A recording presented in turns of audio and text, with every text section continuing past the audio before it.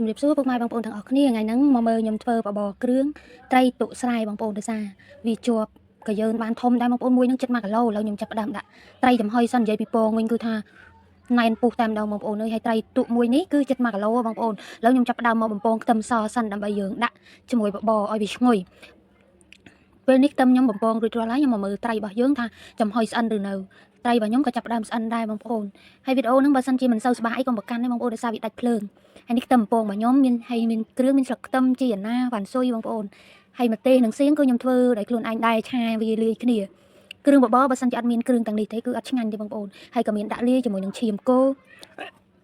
បបរគ្រឿងអញ្ចឹងគឺថ្ងៃហ្នឹងខ្ញុំមកបបរខាងក្រៅទេបងប្អូននេះឥឡូវប្តីខ្ញុំកំពុងតែចាប់ផ្ដើមបេះសាច់ត្រីដើម្បីយកទៅបបរឲ្យបងប្អូនយើងរឹសឆ្អឹងវាចេញដើម្បីកុំឲ្យក្មេងៗញ៉ាំទៅស្លាក់អញ្ចឹងហើយយើងមកធ្វើនៅខាងក្រៅវាយូរដែរហើយនេះអង្ករខ្ញុំឆាជាមួយបកាជាហឺបងប្អូនយើងឆាវាឲ្យឡើងស្រួយបានបបរទៅវាឈ្ងុយហើយឆ្ងាញ់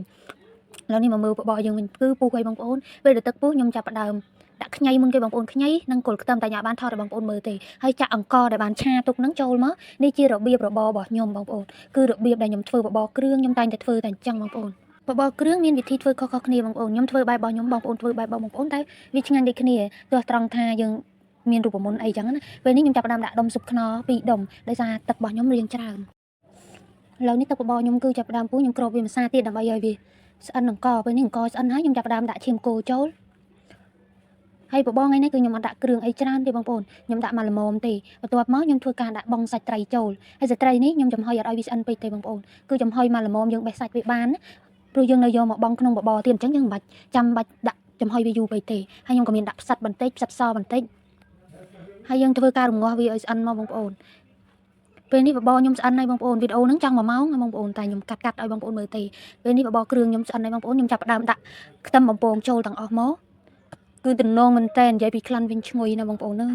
ក្លិនចេញពីខ្ទឹមសបំពងមកឡើងឈ្ងុយឡប់បានជាមួយត្រីស្រែទៀតបបរទៅគឺថាជាតិមកអែមហ្មងឆ្ងាញ់សាហាវបងប្អូនហើយឥឡូវខ្ញុំចាប់ផ្ដើមរោយស្លឹកខ្ទឹមរោយអីចឹងមកហើយបបរថ្ងៃនេះគឺខ្ញុំបបររៀងច្រើនដោយសារដួសឲ្យបងខ្លះក្មួយខ្លះហើយនឹងបងប្អូនខ្លះហើយនឹងអ្នកចិត្តខាងចិត្តផ្ទះនឹងបងប្អូនអត់បានឲ្យច្រើនគ្នាទេគឺបានឲ្យតែអ្នកនៅចិត្តផ្ទះខ្ញុំនឹងឯងកុំឲ្យថាគាត់ឃើញហើយគាត់ចង់ញ៉ាំអញ្ចឹងយើងដួសចែកគាត់ម្នាក់ចានអញ្ចឹងណាបងប្អូនឥឡូវខ្ញុំចាប់ផ្ដើមដួស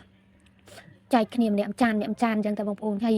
អ្នកហូបវិញសរសើរគ្រប់គ្នាថាឆ្ងាញ់បងប្អូនពេលដែលគេសរសើរអញ្ចឹងអ្នកធ្វើនេះមានកម្លាំងចិត្តតែម្ដងបងប្អូនឥឡូវដល់វគ្គខ្ញុំហូបម្ដងហើយបងប្អូនមកអញ្ជើញឆ្ងាញ់ទាំងអស់គ្នាបងប្អូនបបរគ្រឿងត្រីផ្ទុកស្រែលាយជាមួយឈាមគោបងប្អូនជាតិសាហាវដោយសារមេឃភ្លៀងផងមេឃត្រជាក់ភ្លៀងបងប្អូនអើយទៅតែមកពីវត្តបិណ្ឌមួយងាកឡើងក៏នឹកឃើញហេវក៏ប្តីបបួលបបរគ្រឿងក៏បបរឲ្យគាត់ទៅបងប្អូនដោយសារគាត់បបួលបបរគ្រឿងហ្នឹងតាំងពីម្សិលមិញតែវាឆ្វាស់គ្រឿងក្រៅអញ្ចឹងហើយទៅតែបានធ្វើថ្ងៃហ្នឹងទេនេះក្មួយខ្ញុំនិងកូនរបស់ខ្ញុំគឺថាសរសើរតែឆ្ងាញ់គ្រប់គ្នាបងប្អូនហើយវីដេអូបបរគ្រឿងខ្ញុំមានតែប៉ុណ្្នឹងឯងអរគុណច្រើន